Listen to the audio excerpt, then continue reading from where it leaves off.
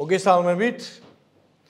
დღეს წარმოგიდგენთ 2024 წლის მოსახლეობის და სასოფლო-სამეურნეო აღწერის წინასწარ შედეგებს, რაც გათვალისწინებულია სტატისტიკურ სამუშაოთა 2025 წლის სახელმწიფო პროგრამით. სანამ უშუალოდ წარმოგიდგენდეთ მონაცემებს, მინდა რამდენიმე წუთით ისევ გავიხსენო ის პერიოდი, რომელიც დაკავშირებული იყო აღწერასთან და ძალიან მოკლედ მიმოვიხილო ჩვენი გუნდის მიერ შესრულებული სამუშაო.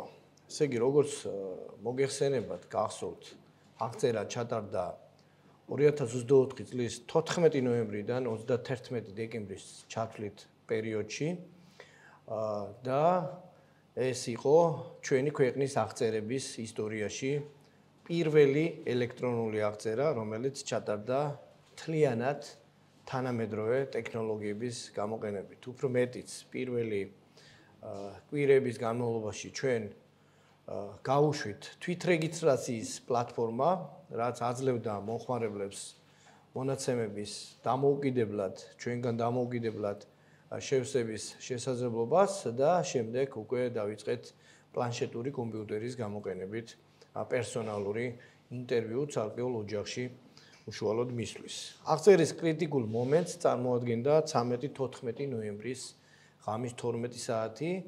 ანუ ეს გახლავთ პერიოდი, რომლის მიხედვითაც განხორციელდა ფაქტების რეგისტრაცია. იმის გათვალისწინებით, რომ ზოგიერთ მაღალმთიან და ძნელად მისადგომ რეგიონში იყო მაღალი ალბათობა იმისა, რომ გაუარესებულიყო ამინდი და შეფერხებულიყო აღწერის პროცესი, აქედან გამომდინარე ჩვენ საველე სამუშაოები ზოგიერთ დასახლებაში განვახორციელეთ სექტემბერში. ეს გახლავთ მესტიის, ყაზბეგის, ლენტეხის მუნიციპალიტეტები მთლიანად, ასევე ახმეტის და დუშეთის ცალკეული ადმინისტრაციული ერთეულები. აღწერას ექვემდებარებოდა, როგორც მოგიხსენებათ, საქართველოს ყველა მოქალაქე, მათ შორის ქვეყანაში დროებით არ მყოფი საქართველოს მოქალაქეები, ანუ დროებით არ მყოფის კრიტერიუმი ხანგრძლივობით განისაზღვრება, ანუ პირი თუ 12 თვეზე ნაკლები პერიოდის განმავლობაში არ იმყოფება ქვეყნის ტერიტორიაზე, ის მიჩნეულია საერთაშორისო მეთოდოლოგიის მიხედვით დროებით არ მყოფად. ასევე აღწერამ მოიცვა საქართველოს ტერიტორიაზე მყოფი უცხო ქვეყნის მოქალაქეები, მიუხედავად ქვეყანაში მათი ყოფნის ხანგრძლივობისა და ქვეყანაში მყოფი მოქალაქეობის არ მქონე პირები. მხოლოდ ორი გამონაკლისი იყო, ესეც საერთაშორისო მიდგომების მიხედვით, ეს არის უცხო ქვეყნის დიპლომატიური სტატუსის მქონე პირები და უცხო ქვეყნის სამხედრო მოსამსახურეები და მათი ოჯახის წევრები. რაც შეეხება აღწერის წინასწარ შედეგებს. მოსახლეობის რიცხოვნობა აღწერის შედეგების მიხედვით გახლავთ 3.914.000 კაცი. მათ შორის 53% არის ქალი, ხოლო 47% არის კაცი. წინა აღწერასთან შედარებით სახეზე გვაქვს 5.4%-იანი ზრდა. როგორც მოგეხსენებათ, 2014 წლის აღწერის შედეგების მიხედვით ქვეყანაში მუდმივად ცხოვრობდა 3.713.000 კაცი. ანუ ზრდა არის დაახლოებით +200.000. რაც შეეხება მოსახლეობის განაწილებას დასახლების ტიპების მიხედვით, მოსახლეობის 62% ცხოვრობს ქალაქად, ხოლო 38% სოფლად. აქ წარმოდგენილია გრაფიკი, რომელიც ხაზს უსმევს ურბანიზაციის მაღალ მაჩვენებელს წინა აღწერასთან შედარებით. აღნიშნული მაჩვენებელი 5%-ული პუნქტით არის გაზრდილი 57-დან 62%-მდე. ალბათ ყველაზე საინტერესო გახლავთ მოსახლეობის რიცხოვნობა ქალაქ თბილისში და შესაბამისად თუ 2014 წლის მონაცემების მიხედვით თბილისში ცხოვრობდა 1.1 108,000 კაცი ახალი აღწერის შედეგების მიხედვით თბილისის მოსახლეობის რიცხოვნობა აჭარბებს 1,330,000 კაცს. სქესთა თანაფარდობა აქ გარკვეულწილად განსხვავებულია, ანუ უფრო მეტი ქალი ცხოვრობს თბილისში საშუალო მაჩვენებელთან შედარებით, რომ დაახლოებით 56% მოსახლეობის წარმოადგენელია ქალების სახით, 44%-ს წარმოადგენენ კაცები. და აქ წარმოდგენილია ქალაქის წილი, ქალაქ თბილისის წილი მთელ მოსახლეობაში დაახლოებით 30% შეადგენდა ადრე და ახალი მონაცემების მიხედვით თბილისის წილი არის 34%-მდე გაზრდილი. ეხლა წარმოგიდგენთ ინფორმაციას რამდენიმე სლაიდზე რეგიონების მიხედვით და ჩვენ გვექნება შესაძლებლობა დავაკვირდეთ რეგიონებში მოსახლეობის რიცხოვნობის ცვალებადობას. დავიწყებ მოსახლეობის რიცხოვნობის მიხედვით ყველაზე დიდი რეგიონებით და მოყვები ესეთ თანმიმდევრობით. იმერეთის რეგიონში მოსახლეობის რიცხოვნობა 2024 წელს 2014 წელთან შედარებით შემცირდა დაახლოებით 28,400 კაცით, ეს გახლავთ 5,3%. ქვემო ქართლის რეგიონში მოსახლეობის რიცხოვნობა გაიზარდა 14,400 კაცით, ანუ დაახლოებით 3,4%-ით. მესამე რეგიონი მოსახლეობის რიცხოვნობის მიხედვით გახლავთ აჭარა, სადაც მოსახლეობის რიცხოვნობა გაზრდილია დაახლოებით 67,100 კაცით, ანუ 20%-ით დაახლოებით.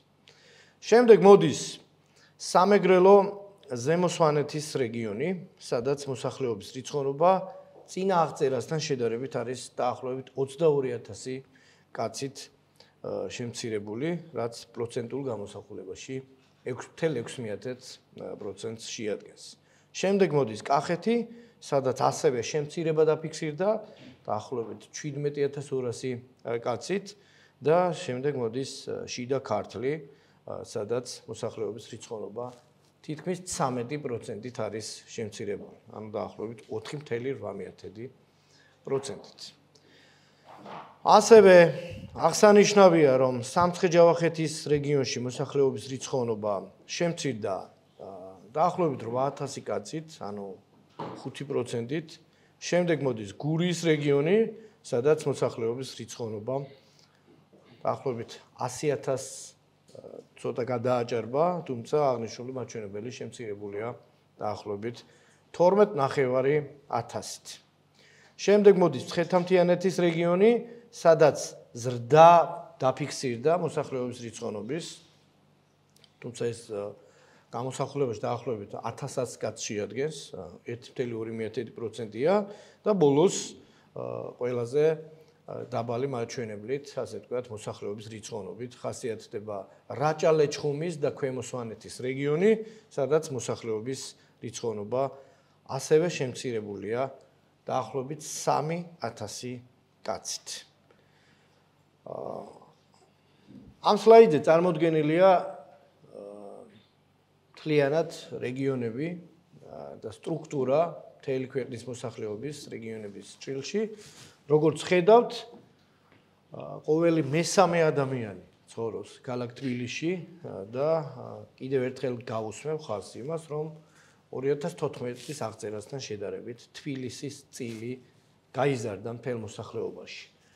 მოსახლეობის რიცხოვნობის მიხედვით შემდეგ ადგილზეა იმერეთი, რომელზეც მოდის 13%, შემდეგ ქვემო ქართლი, აჭარის ავტონომიური რესპუბლიკა და შედარებით მცირე რიცხოვნობით გამოირჩევა გურია, ცხეთამთიანეთი, რაჭა-ლეჩხუმის და ქვემო სვანეთის რეგიონები. რაც შეეხება თვითმმართველ ქალაქებს თბილისის გარდა.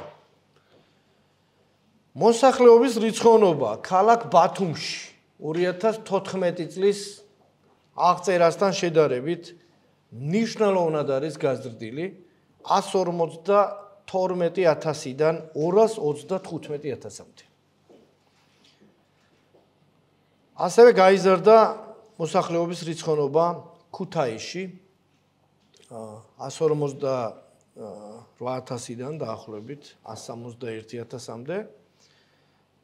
მესამე თვითმმართველი ქალაქი გახლავთ რიცხოვნობის მიხედვით ქალაქი რუსთავი, სადაც მცირეოდენის ზრდა შეინიშნებოდა ასევე 125,000-დან 132,000-მდე და თვითმმართველ ქალაქებს შორის შემცირების ტენდენცია გამოვლინდა მხოლოდ ფოთში, სადაც 42,000-დან დაახლოებით 39,000-მდე შემცირდა მოსახლეობის რიცხოვნობა.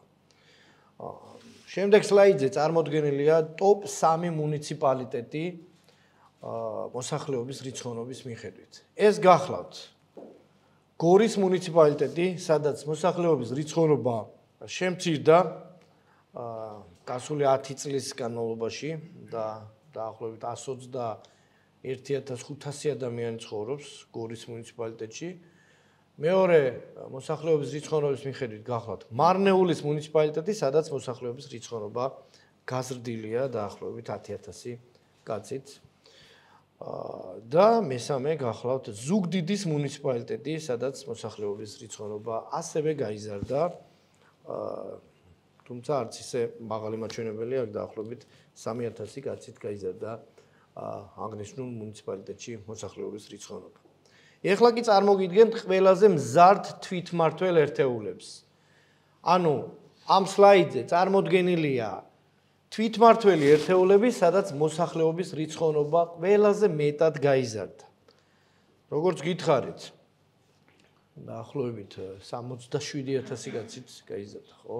მოსახლეობის რიცხოვნობა აჭარის ავტონომიურ რესპუბლიკაში და ეს ძირითადად განაპირობა ქალაქ ბათუმში მოსახლეობის რიცხოვნობის ზრდამ. ესე იგი დაახლოებით 53,5%-ით გაიზარდა ბათუმის მოსახლეობის რიცხოვნობა გასული 10 წლის განმავლობაში. მეორე ადგილზეა ყაზბეგი, სადაც 26,9%-ით გაიზარდა მოსახლეობის რიცხოვნობა. თბილისში დაახლოებით 20%-იანი ზრდა დაფიქსირდა. ზრდის ტენდენცია შეინიშნებოდა ასევე ლენტეხში, მარნეულში, ქუთაისში, მესტიის მუნიციპალიტეტში, ქალაქ რუსთავში, ზუგდიდში და გარდაბანში. ეხლა კი წარმოგიდგენთ მუნიციპალიტეტებს, სადაც ყველაზე მეტად შემცირდა მოსახლეობის რიცხოვნობა გასული 10 წლის პერიოდთან შედარებით. ეს გახლავთ აჭარის მაღალმთიანი მუნიციპალიტეტები, ხულოს და შუახევის მუნიციპალიტეტები, რომლებიც პირველ მეორე ადგილს იკავებენ, ასევე ცაგერი, წალენჯიხა, ტყიბული, ლანჩხუთი, ვანი, ხარაგაული, წყალტუბო და აბაშა. მოკლედ ეს იყო ის ძირითადი შედეგები, რომელიც დღეს ჩვენი პროგრამით უნდა წარუდგინოთ და უკვე წარუდგინეთ საზოგადოებას, ანუ დღეიდან ხელმისაწვდომია მოსახლეობის 20-24 წლის აღწერის შედეგად მოსახლეობის განაწილება რეგიონების და მუნიციპალიტეტების მიხედვით სქესობრივ ჭრილში და ქალაქის სოფლის მიხედვით. რაც შეეხება მოსახლეობის რიცხოვნობას სხვა პარამეტრების მიხედვით, მათ შორის უმცირესი ადმინისტრაციული ერთეულების დონეზე, სოფლების დონეზე, ეს ხელმისაწვდომი იქნება კიდევ ერთ წელში, დაახლოებით 2026 წლის ივნისში.